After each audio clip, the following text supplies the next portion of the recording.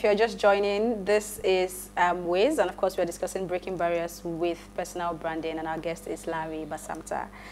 Before we went on that break, or even behind the scene, Issy already told me I have a question. So Issy, go ahead. Before we bring Temi in, because both of you are more passionate than I am. I don't think so. I don't think so. But my take on this is, what do you think about damage control? There are people who have, built their brand, and after some time, they must have gone through something. Like Tiger Woods actually went through something like that, and he was able to bounce back. So, how do you actually rebuild your personal brand after it has been tarnished publicly? I think the smart way forward is to look at a brand as an asset. Is an asset. Your reputational asset is an asset. So if it was damaged, then there's some need to rebuild. And there are fundamentals for rebuilding. Some people will say is first authenticity of the messaging. So if you messed up, for example, you admit. If there was an error, then you apologize. If there was a mistake, you set the record straight. I mean, there are different things, but that's authenticity. But beyond that is that you have to consider what are you losing? Are you losing reputation, or you are losing following? Are you losing credibility, or you are just taking a hit for something that was done? So for Tiger, for example, that you used, Tiger was taking a hit for something that was not primarily what he gained his reputation on. He lost it because of his infidelity. Yeah. Was it that alone? Or that he was just messing up, okay, in his emotional life, right? It went beyond just... It now culminated into... But what built his reputation was actually his prowess in playing golf. Yeah. And so what he did was, aside from apologizing, he just stepped back. So over time, it was clear to him that what would help him rebuild is not to go defending, was to go build back the essence of his own reputation. So he went back. After a while, I mean, if you recall, I actually paid attention to the fact that even when he got married, I mean, his now wife, was just the same profile of one of the girls that was being talked about then. But the truth was, he paid attention to the fact that what could help him rebuild his reputation was the essence of the brand. So he just went back there. He didn't struggle so hard. The truth was, after his major scandal, he's gone through another 2 or 3 scandals. There was one where he was drunken and was driving, and he had issues and all that. But over time, we have seen his brand to be resolute to those issues. So the summary of my response is, you have to ask yourself, am I losing reputation for an action, or am I losing following? Or am I losing credibility? If you are authentic about the issues, meaning that if you messed up, you could ask for forgiveness. If there's a wrong perception, I mean, I was working for a brand a couple of years ago when we took a major hit online. And the hit was quite clearly something that was sponsored by some opponent. Wow. We took time, and a lot of time. I was working Monday to Sunday every week. I mean, we're working every day. We took some time to rebuild the reputation by setting the record straight. Okay? After we did that, we deliberately now focused on building the brand again. And over time, the brand not only rebounded back, it sort of became more resolute. The good side about taking it for brand is that when you build back, then you are not as susceptible as to that issue as you used to be. And so you become stronger. The truth is, if your brand has not taken any hit, maybe you are not at that stage.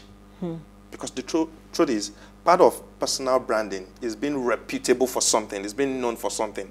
And you don't get known for something until quite a few things are bounced off you. So they say, no, this is not him. Oh, this is not him. This who he is. Okay, so a lot of the time you take it. It could be small within the church. It could be a bit online.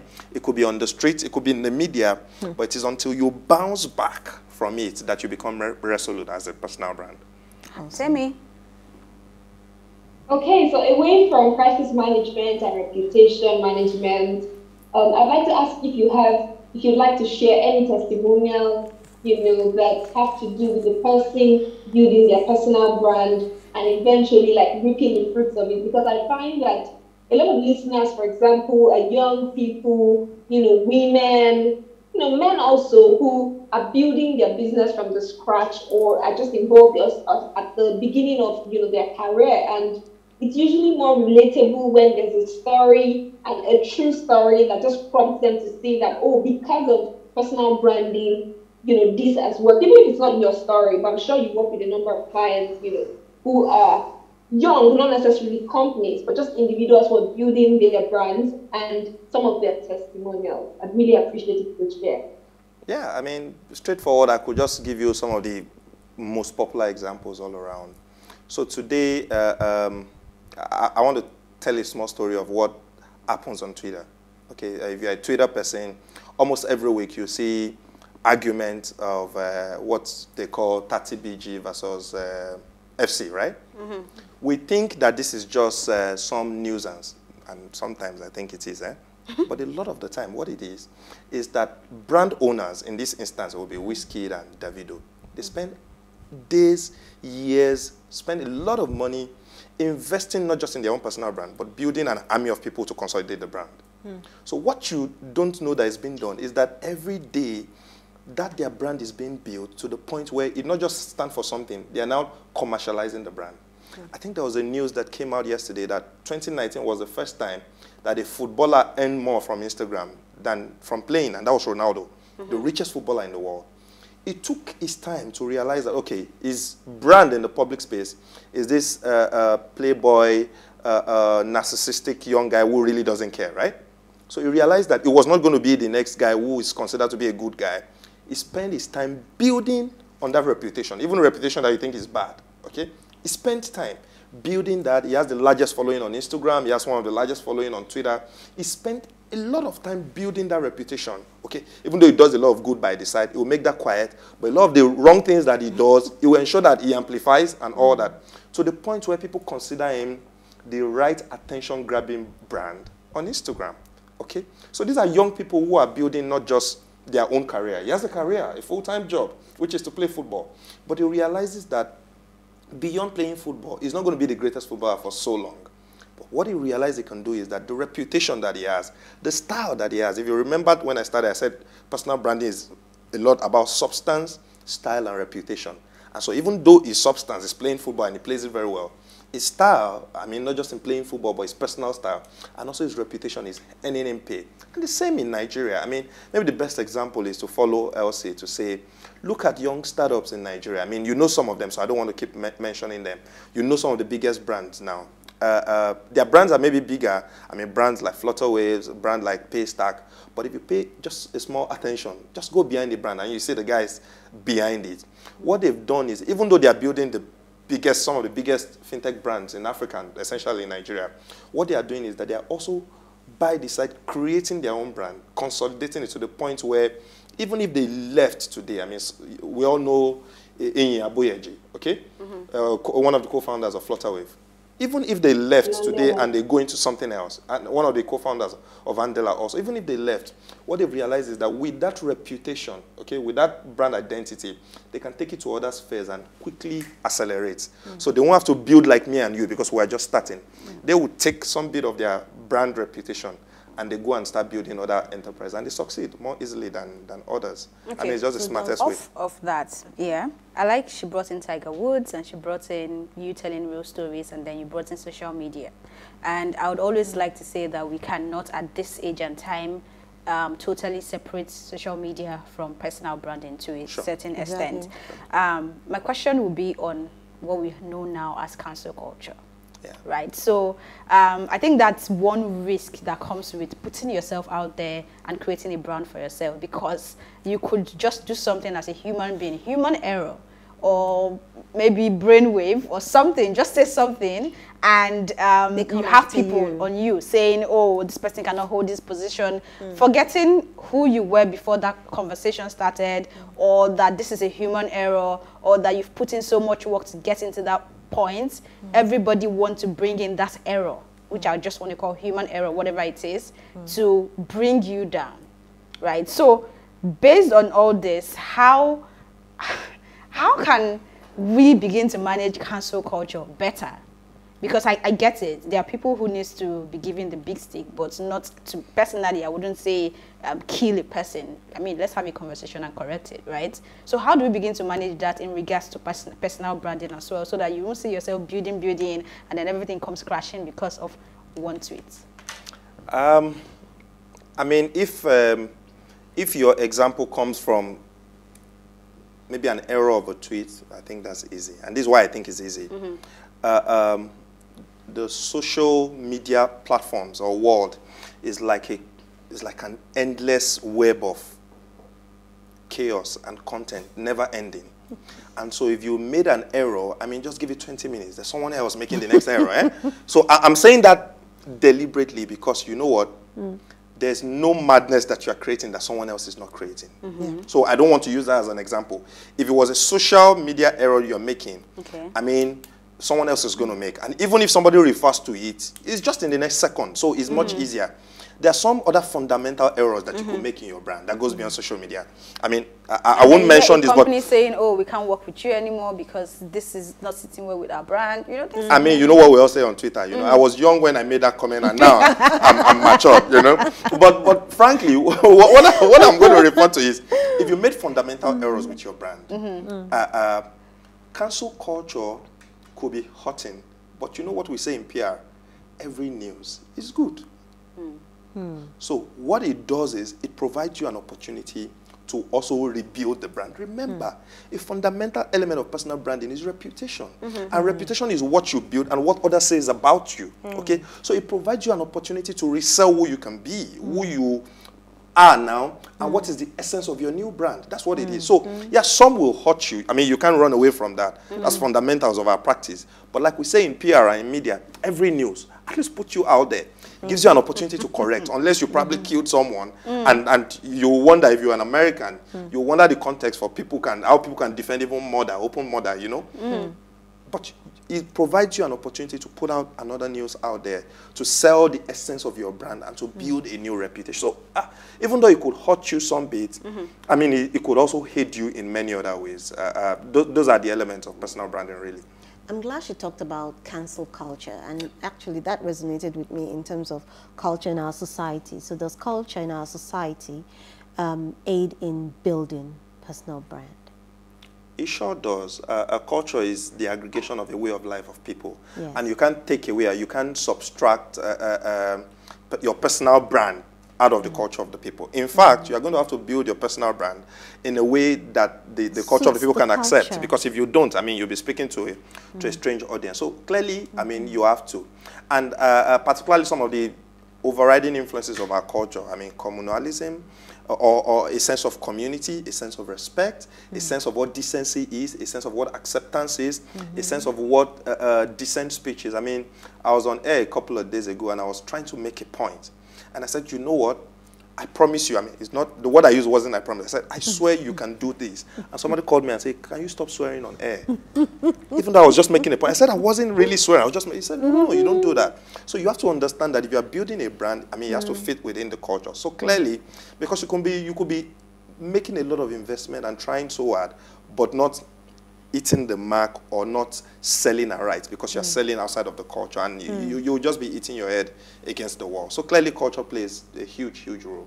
So before we get to the point where they'll tell us carry your bag and be going, right? People are listening and you have done the job of making it clear that personal branding is very important in this country and at this time, right? So if you are going to advise someone who is just coming into the concept of personal branding, where would you suggest they start from? Where would be that important starting point for you?